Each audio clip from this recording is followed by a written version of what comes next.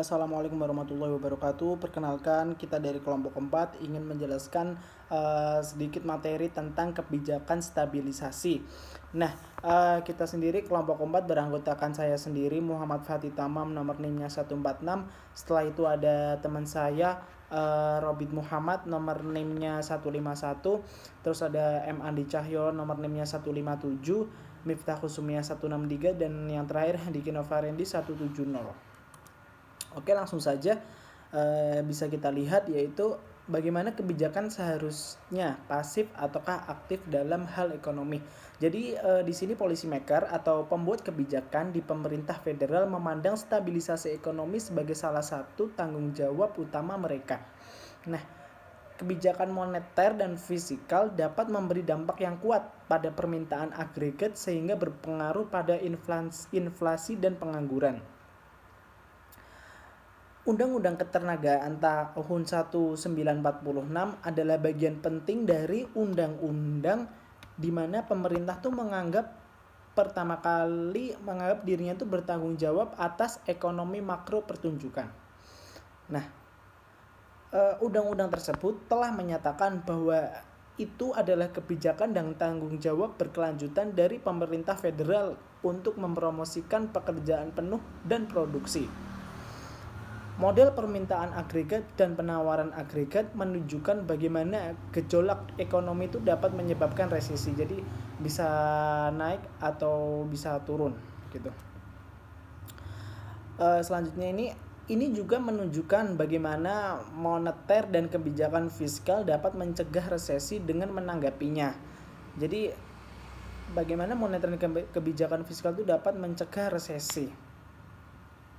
Nah, para ekonom atau para kritikus ini menganggap pemborosan. Dia menganggap pemerintah sebagai pemborosan jika tidak menggunakan instrumen kebijakan untuk menstabilkan perekonomian. Nah, ekonomi lain kritis terhadap upaya pemerintah untuk menstabilkan ekonomi. Jadi para kritikus ini berpendapat bahwa pemerintah harus lepas tangan. Pendekatan kebijakan ekonomi makro kritikus ini ingin pemerintah menahan diri dari menggunakan kebijakan moneter dan fiskal untuk stabilisasi ekonomi. Jadi maksudnya di sini para kritikus itu ingin pemerintah tuh harus lepas tangan. Nah, dan pendekatan kebijakan ekonomi, pemerintah tuh ingin menahan diri dari menggunakan kebijakan moneter dan fiskal untuk menstabilisasi ekonomi. Stabilisasi ekonomi ini akan mudah jika efek dari kebijakan itu langsung. Jadi maksudnya ekonomi itu akan lebih stabil jika efek dari kebijakan itu langsung ditanggapi secara cepat, begitu. Nah, pembuat kebijakan atau policy maker membuat kebijakan itu seperti mengendarai mobil. Policy maker atau pembuat kebijakan hanya akan menyesuaikan instrumen mereka untuk menjaga perekonomian pada jalur yang diinginkan atau merespon dengan cepat layaknya setir mobil. Yang jika kita ingin membelokkan ke kanan, maka setir dan ban itu akan langsung berbelok ke kanan. Berbeda dengan ketika pilot menggerakkan pesawatnya, dia harus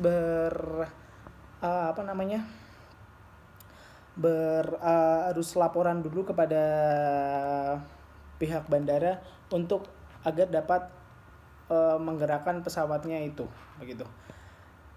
Nah, pembuat kebijakan menghadapi masalah keterlambatan yang panjang. Memang masalah bagi pembuat kebijakan itu lebih sulit lagi karena keterlambatan itu yang sulit diprediksi. Nah, jadi pembuat kebijakan itu juga menghadapi masalah kelambatan yang panjang. Apalagi kayak gitu kan susah untuk diprediksi ya. Nah, terus ini yang selanjutnya ada keterlambatan dalam implementasi dan pengaruh kebijakan. Kelambatan yang panjang dan bervariasi ini sangat menyulitkan pelaksanaan kebijakan moneter dan fiskal. Para ekonom membedakan antara dua kelambatan yang relevan untuk pelaksanaan kebijakan stabilisasi. Kebijakan ada dua kelambatan tadi ya, kelambatan dalam dan kelambatan luar. Bagian dalam dan luar tuh sama-sama dengan waktu, tetapi yang bagian dalam, keterlambatan itu muncul karena butuh waktu bagi pembuat kebijakan untuk mengenalinya terlebih dahulu. Nah, sedangkan keterlambatan luar itu sama-sama tadi dengan waktu, waktu antara tindakan kebijakan dan pengaruhnya terhadap perekonomian. Keterlambatan ini muncul karena kebijakan tidak serta-merta mempengaruhi pengeluaran, pendapatan, dan pekerjaan. C. Kesalahan forecasting. Perkiraan ekonomi merupakan masukan penting bagi swasta dan pengambil keputusan publik. Eksekutif bisnis mengandalkan perkiraan ekonomi ketika memutuskan beberapa banyak yang akan diproduksi dan beberapa banyak yang akan diinvestasikan dalam pabrik dan peralatan. Pembuat kebijakan pemerintah juga mengandalkan perakiraan ketika mengembangkan kebijakan ekonomi. Sayangnya perkiraan ekonomi juga jauh dari presisi. Seperti contohnya dalam kemerosotan ekonomi paling parah dalam sejarah Amerika Serikat. Depresiasi besar tahun 1930-an benar-benar mengejutkan para peramal ekonomi. Bahkan setelah kehancuran pasar saham tahun 1929, mereka tetap meyakini bahwa ekonomi akan tidak mengalami kemunduran yang berarti. Pada akhirnya tahun 1931, ketika ekonomi benar-benar jelas masuk dalam kondisi buruk, ekonomi terkemuka Irving Fisher meramalkan bahwa ini akan pulih dengan cepat.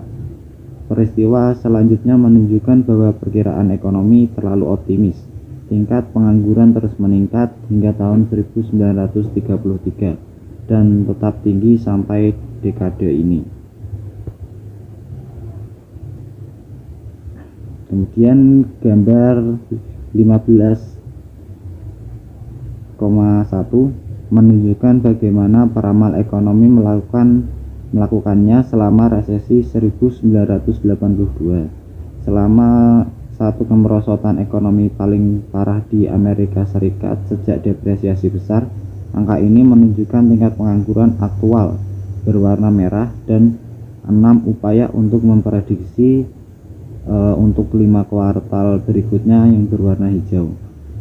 Anda bisa melihat bahwa para peramal melakukannya dengan baik ketika memprediksi pengangguran seperempat ke depan. Namun, ramalan yang jauh seringkali tidak akurat. Misalnya, di kuartal kedua tahun 1981, peramal memperkirakan setidaknya perubahan dalam tingkat pekerjaan selama 5 kuartal berikutnya. Namun, hanya 2/4 kemudian pengangguran mulai meningkat tajam. Kenaikan pengangguran hampir 11% di kuartal keempat tahun 1982 mengejutkan para peramal. Setelah kedalaman resesi menjadi jelas, para peramal gagal memprediksi seberapa cepat penurunan pengangguran berikutnya. Tahun 1980 sampai kuartal pertama tahun 1986, garis hijau menunjukkan tingkat pengangguran yang diprediksi pada 6 titik waktu, yaitu triwulan kedua tahun 1981, triwulan keempat tahun 1981, dan triwulan kedua tahun 1982, dan seterusnya. Untuk setiap ramalan, simbol menandai pengangguran saat ini tingkat pengangguran dan perkiraan untuk 5 kuartal berikutnya. Perhatikan bahwa peramal gagal untuk memprediksi baik peningkatan pesat dalam tingkat pengangguran dan penurunan cepat berikutnya. Episode ini depresiasi hebat, resesi dan pemulihan tahun 1982 dan kemerosotan ekonomi baru-baru ini menunjukkan bahwa banyak dari ekonomi paling dramatis peristiwa ekonomi yang tidak dapat diprediksi. Meskipun pembuat keputusan swasta dan publik memiliki sedikit pilihan, selain mengandalkan perkiraan ekonomi, mereka harus selalu mengikuti. Ingat bahwa perkiraan ini datang dengan margin kesalahan yang besar. Kemudian kritik Lukas memberikan 2 pelajaran. Pelajaran sempit adalah bahwa ekonomi ahli yang mengevaluasi kebijakan alternatif perlu mempertimbangkan bagaimana kebijakan mempengaruhi ekspektasi dan perilaku. Pelajaran luasnya adalah bahwa evaluasi kebijakan itu sulit jika para ekonom yang terlibat dalam tugas ini harus memeriksa dan melanjutkan kerendahan hatinya yang diperlukan.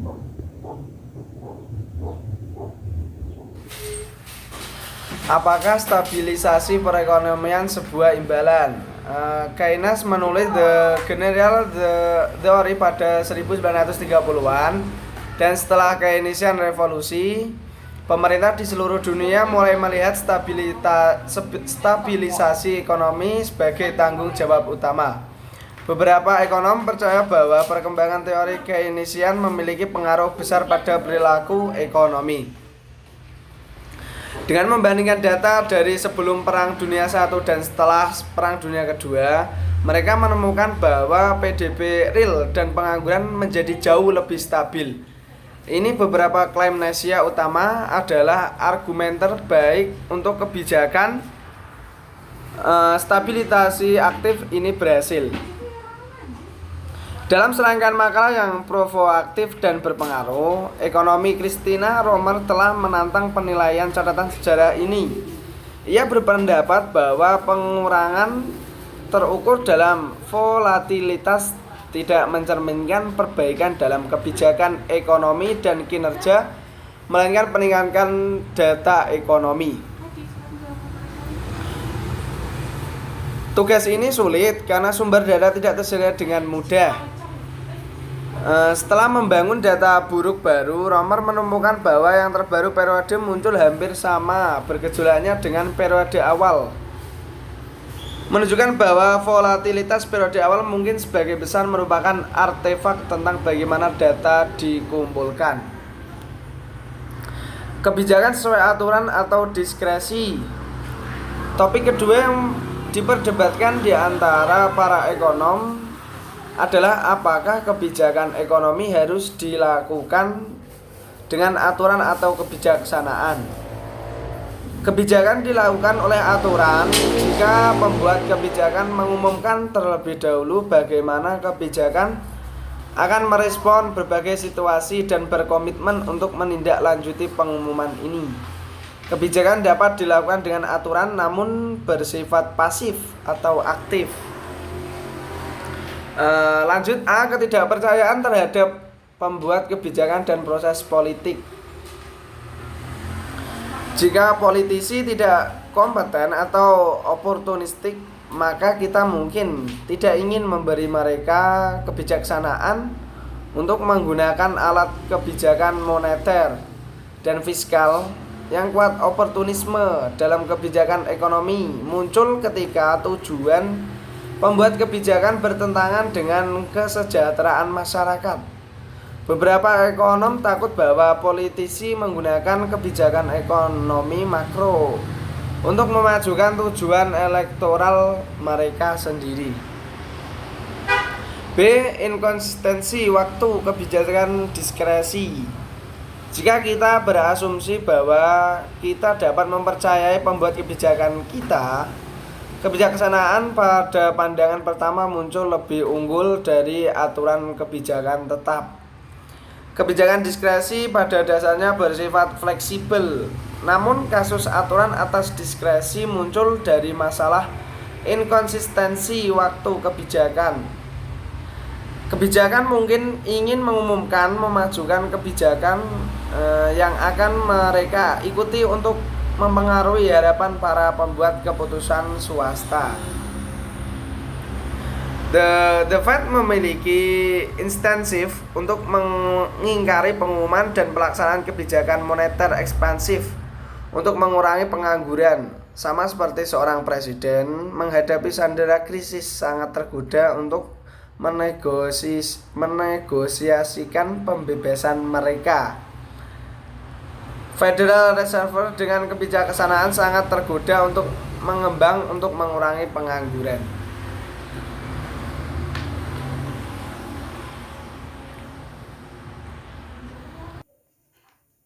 Yang selanjutnya yaitu The Fed memiliki insentif untuk mengingkari pengumuman dan pelaksanaan kebijakan moneter ekspansif untuk mengurangi pengangguran.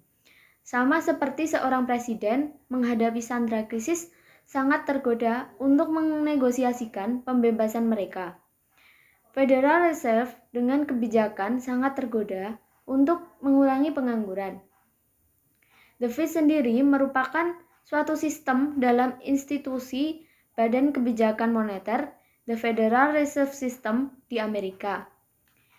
The Fed akan memilih setiap orang untuk mengharapkan inflasi yang rendah, sehingga akan menghadapi trade-off yang menguntungkan.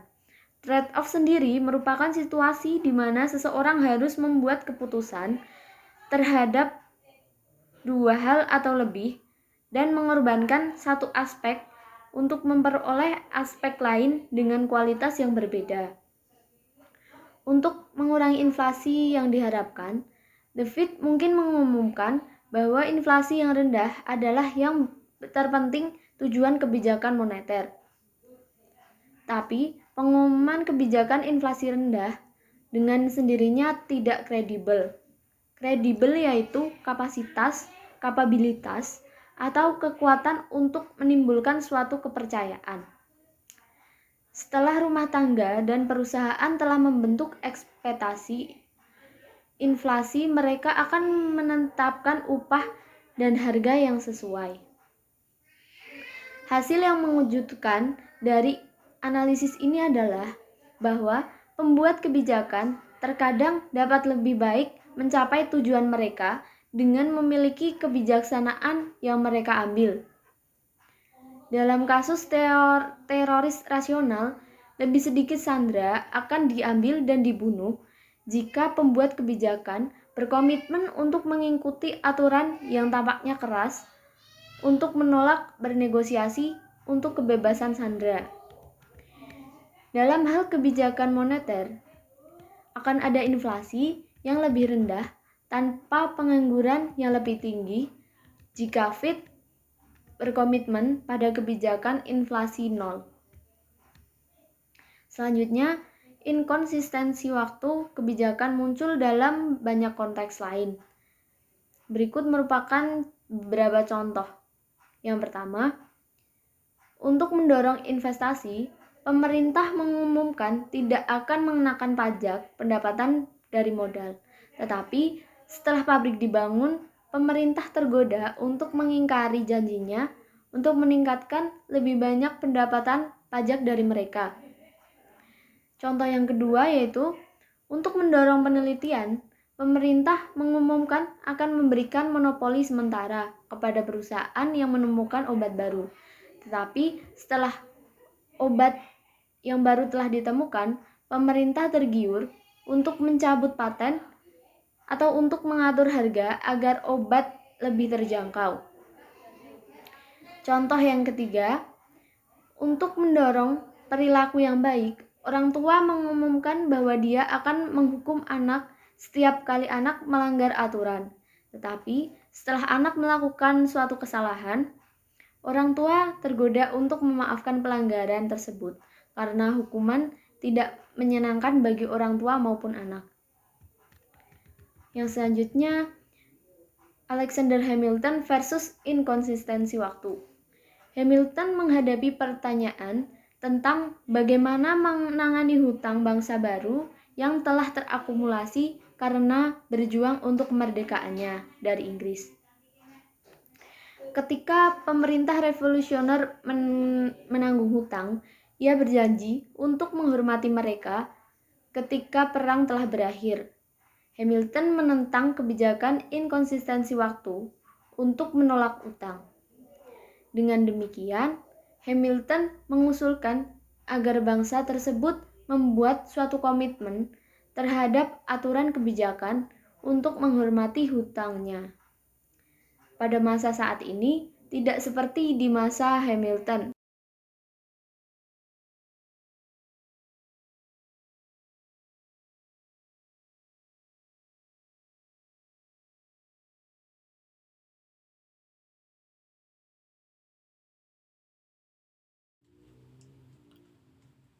Selanjutnya yaitu penargetan inflasi atau aturan kebijaksanaan terkendala. Sejak akhir tahun 1980-an, banyak bank sentral dunia termasuk Bank Sentral Australia, Kanada, Finlandia, Israel, Selandia Baru, Spanyol, Swedia, dan Inggris Raya telah mengadopsi beberapa bentuk penargetan inflasi. Namun terkadang inflasi penargetan mengambil bentuk bank sentral mengumumkan niat kebijakannya. Di lain waktu, ia mengambil bentuk hukum nasional yang menjabarkannya, tujuan dari kebijakan moneter. Lalu target inflasi biasanya ditetapkan sebagai kisaran tingkat inflasi 1 hingga 3%. Dengan demikian, bank sentral dapat memilih ingin menjadi merangsang ekonomi dan berada di dekat puncak, atau meredam ekonomi dan berada di dekat bagian bawah. Lalu meskipun penargetan inflasi meninggalkan bank sentral dengan beberapa kebijaksanaan tidak membatasi bagaimana kebijaksanaan ini digunakan. Ketika bank sentral diberitahu hanya untuk melakukan hal yang benar, sulit untuk meminta pertanggungjawaban bank sentral, karena orang dapat berdebat selamanya tentang apa yang benar dalam keadaan tertentu. Sebaliknya, ketika bank sentral telah mengumumkan target inflasi tertentu atau bahkan kisaran target, masyarakat dapat lebih mudah menilai apakah bank sentral memenuhi tujuannya. Jadi, meskipun penargetan inflasi tidak mengikat tangan bank sentral, hal itu meningkatkan transparansi kebijakan moneter dan dengan membuat bank sentral lebih bertanggung jawab atas tindakan mereka. Lalu selanjutnya yaitu independensi bank sentral. Dalam beberapa negara, bank sentral adalah cabang pemerintah. Lalu di tempat lain, pusat bank sebagian besar independen. Di Amerika Serikat, gubernur Fed ditunjukkan oleh presiden untuk masa jabatan 14 tahun. Dan mereka tidak dapat ditarik kembali jika presiden tidak senang dengan keputusan mereka. Struktur kelembagaan ini memberi Fed tingkat independensi yang serupa dengan Mahkamah Agung Amerika Serikat pada tahun 1955 sampai 1988. Negara-negara yang memiliki bank sentral independen seperti Jerman, Swiss, dan Amerika Serikat cenderung memiliki rata-rata inflasi yang rendah. Negara-negara yang memiliki bank sentral dengan independensi kurang seperti Selandia Baru dan Spanyol cenderung memiliki rata-rata inflasi yang lebih tinggi. Banyak peneliti telah menyelidiki efek dari desain konstitusional pada kebijakan moneter. Mereka telah memeriksa undang-undang dari berbagai negara untuk menyusun indeks independensi bank sentral. Indeks ini didasarkan pada berbagai karakteristik seperti lamanya masa jabatan bankir, peran jabatan pemerintah di Dewan Bank, dan frekuensi kontak antara pemerintah dan bank sentral. Para peneliti kemudian meneliti korelasi antara independensi bank sentral dan kinerja makroekonomi. Lalu hasil studi ini sangat mengejutkan. Bank sentral yang lebih independen adalah sangat terkait dengan inflasi yang lebih rendah dan stabil.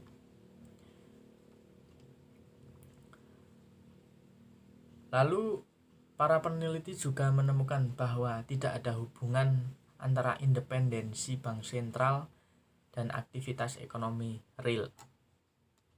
Secara khusus, independensi bank sentral tidak berkorelasi dengan rata-rata pengangguran, volatilitas pengangguran, pertumbuhan rata-rata PDB real atau volatilitas PDB real. Independensi bank sentral tampaknya menawarkan makan siang gratis kepada negara-negara yang memiliki manfaat dari inflasi yang lebih rendah tanpa biaya yang jelas. Namun, ia memiliki manfaat dari inflasi yang lebih rendah tanpa biaya yang jelas. Temuan ini telah menyebabkan beberapa negara seperti Selandia Baru untuk menulis ulang undang-undang mereka untuk memberikan bank sentral mereka kemerdekaan yang lebih besar. Selanjutnya yaitu